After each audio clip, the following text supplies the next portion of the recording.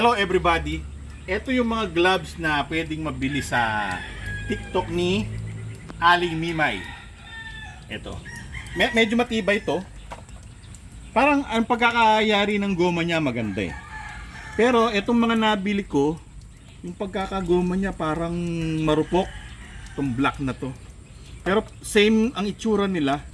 Iba lang klase yung goma ng nabibili sa TikTok shop ni Aling Mimay. Aling Mimay Show. Tama? O Tama. Mimay's Place na rin papalitan? TikTok shop siya. Aling Mimay siya. Oh, eto. Iba yung pagkakagoma niya, parang tawag dito sa amin amad eh. Ganitong klaseng goma. Ito naman parang pang interior. Kamukha ng interior yung pagkakagoma niya. So madaling masira ito. Itong mga ganitong klaseng ayun oh, meron kasing napigtas. Yung ganito niya napigtas yung isa. So, nung hilahin ko yung iba, napigtas na rin. Ito kasi nakita ko pigtas na. Yung iba, pag gano'n ko napigtas na. So, wag nyo itatapon yung mga ganito nyo na napigtas.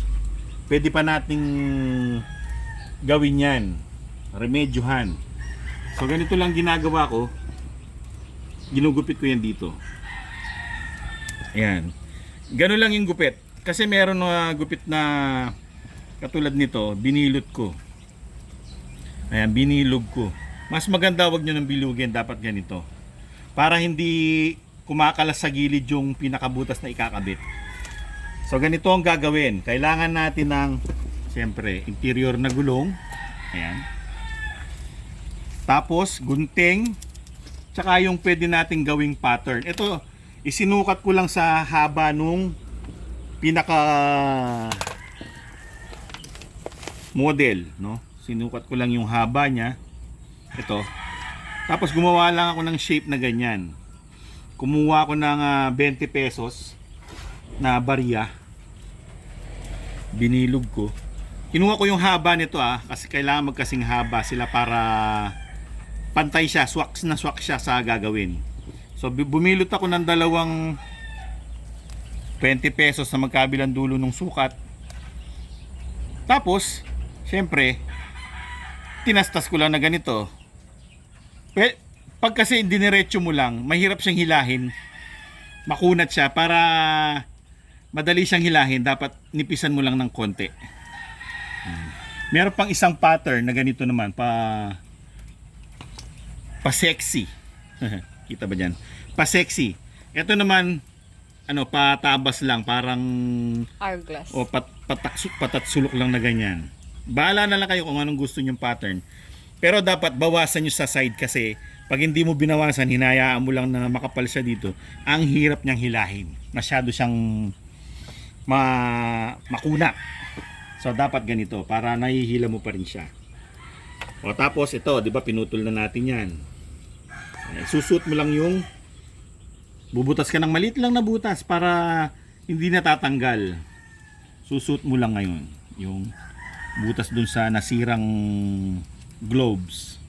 Ayan. Dapat yung pinaggupitan mo, yun yung nasa loob, yung ginupitan. Ayan. Yung pinaka ginupitan kanina. Ayan. Ito binilod ko kasi ito eh. Kamali ako dito. Ito dapat. Ayan. Yung ginupitan lang, yun yung nasa loob. So ayan na siya ngayon. Parang ganito na siya. Ayan. Mas maganda lang syempre ito kasi dahil sa anong gumawa nito mold eh. Ito ginawa lang natin to. Pero walang gastos, imbis na itapon mo, pwede pa yan. Para pag kinabit mo, kunwari ito yung tahid ng manok. Papasok mo yung tahid eh. Tapos ihilayin mo lang na gano'n, no. Di ba? Katulad nito, parang ganito, di ba? Iginaganyan. Etong mga silicone na to, matitibay. Yan. Ayan. Parang ganyan. So, wag nyo lang itatapon kapag napigtas na. Pwede nyo pang gawin ulit. Pag nasisira naman yung goma na to, gawa ka lang ulit. Basta may pattern ko Basta wag mo na lang itapon yung pattern mo. Ito. Ganyan ang ginawa ko. Pwede rin ganitong design, yung pa-sexy. Ito kasi parang pa ganyan lang eh. Ito naman pa-sexy. Pwede rin naman pa sexy. Maganda rin naman siyang tignan. Oh. Suot mo lang. Mas maganda, maliit lang yung butas ha. Maliit lang yung butas na pagsusuotan para pag sinuot mo, hindi natatanggal kapag nakasuot na sa paa ng manok. O yan, mamili ka na lang ng design. Anong design ng maganda. Lalagay natin dito para makita mabuti alin ng type yung style. Yan. Gumawa lang akong dalawang style para mapagpipilian kung anong. Para sa akin, okay lang, pareho yan. Nice lang Ganun pareho. din yung gupit nito, yung diretso, hindi kinakantohan. Oo, dapat pag gumugupit ka, dire-diretso lang yung gunting mo, wag yung tas dito. Pag nagkaroon ng gatla dito sa gilid dyan, yung pinagupitan mo, pigtas. Diretso. Pag hinila mo, mapupunit na doon. Pati rin sa pagbilot, once na ginanon mo, dire-diretso ka na, wag yung tapos wag ganun. So yan ang aking nagawang pattern, dalawa. So wag niyo itatapon yung mga nasira nyong globes. Sayang naman. Kahit itong mga to silicone. Ay, parang silicone, no? Parang silicone rubber. Maganda yung pagkaka-rubber niya. Medyo matagal mo siyang gagamitin. Ngayon pag nasira, yun, meron ka ulit na bagong pares ng gloves. Di ba? Di katulad ng mga sinaunang mga gloves. Yung meron siyang garter tawag dun eh. Meron pang nabibili ngayon. Meron ganun. bang snap button na ganyan? Ay wala pa. Meron na Parang akong may nakita ko Oo. na maliit pa ako. Ginagano mo yung garter. Tapos ilang ikot yun eh. Ah. Ngayon kapag yung garter mo yung loose na, ang dami ng ikot. Dati. Tapos parang yung paikot nun, iti-twist mo. Oh, tinutwist mo pa Iti-twist mo para Ay, hindi- wow. Yun. I remember. Pero itong mga ganito, simple, di ba? Oo. Bakit nung unang panahon, ba't kaya yun ang mga na-inventon? Ba't di kaya ganito yung, Ako alam ko bakit. bakit? Kasi maraming time. Ngayon lahat ng tao nagmamadali. Kaya kailangan, Bagay, tama. ano lang, for convenience. Yan o, so mga kaibigan, kita nyo naman. Nasubukan na namin tong mga ito. Ginamit namin kanina, nagbitaw kami ito. Nasaan yung video? Nasa Bilibili account namin. Mga bagong video yun. Kung gusto nyo mapanood, panoorin nyo dun yung mga bitaw ng yung mga hinahanda. Ito nga, bumili na ako ng ano, dahil nasa stage na sila ng paghahanda. Thunderbird. Oo. Ito yung pinaka ginagamit namin noon. Ngayon pa lang ako maghahanda ulit. Matagal na akong hindi naghahanda. Dahil sa wala naman akong ihahanda talaga dati. Kung mapapanood nyo sa video, bumili kami sa... Wala kaming mga... Kasi nung nag-retire ang mga tito ng pagmamanok, tumigil na rin ako kasi parang nawalan ako ng... Siyempre, mawawala ka ng ano, ng kasama, parang... Malungkot. tapos nagtrabaho ako. Yun, natigil muna.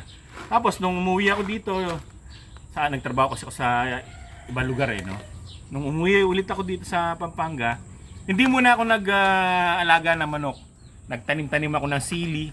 Pwede nyo mapanood sa mga previous video. Bibe, native na manok, si Aling Mimay nag-brown eggers. Tapos pero hindi nawawala sa akin talaga yung it's a must na meron ako. Gumagawa pa rin ako ng paraan na mag-alaga ng manok na ano, na yung naalagaan namin ngayon. Pero kinocross ko sa native. Kasi nga gusto kong i-replicate yung mga mitra. Tapos sabi ko, this time bibili na ako ng mitra ko. Nung nag-expo, yun, bumili na ako. Binili ko si Blue, sila Rudy, Miss You, tsaka yung isa nakain ng sawa yun, yung big brown eyes namin na dink pair yun eh. Nakain ng sawa. Yun yung naunang ng itlog. Ang dami niyang itlog, nakain siya ng sawa. 9 na itlog nun, naalala ko pa. Tapos, mga sisiw, mapapanood nyo naman sa mga previous video na yun. Mga sisiw, pinalaki ko yung mga bulik. Bumili ulit ako ng nanay ng mga bulik, tapos yung mga bulik na sisiw. Ngayon malalaki na sila. Na-distribute naman sa mga pinsan at tsuhin. May mga nanalo na sa contest. Tapos, ngayon, ako naman. Diba? Let's go.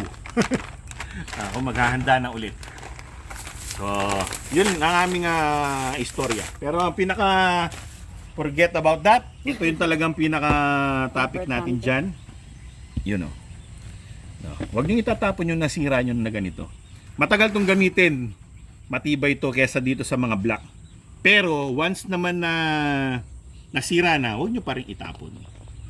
Magagamit nyo pa. Oo, usually kasi magkakaproblema lang dito kasi kakahila, di ba? Oo, yun. Siyempre, wear and tear. Eto, pag nasira to, napigtas o ano man, gawa ka ulit ng pinaka... Dami mo na palang stocks. Eto. Marami na rin siyang gisi. Yan o. Marupok na rin siya. Kasi stuck na rin to eh. So well, mga kaibigan, yun ang aking video for today. Sana meron akong naibahagi sa inyo. Alam ko, may mga gumagawa na nito eh. Hindi naman ako yung nauna eh. Ang sinasabi ko lang, ganito yung ginagawa namin. Baka gusto nyo gayahin. Nasa inyo na yan. Hanggang sa susunod na episode. Follow nyo ang aking Mimi's Place. Mimi's Place. Huwag nyo Kasi kalimutan. nandun yung mga... Yun yung mga sisiw. Ayun yung mga sisiw. Mayroon na kami mga sisiw. Ayun, dami oh. Yes. Pero syempre sa Mimi's Place yung mapapanood niya. Yes. Paalam!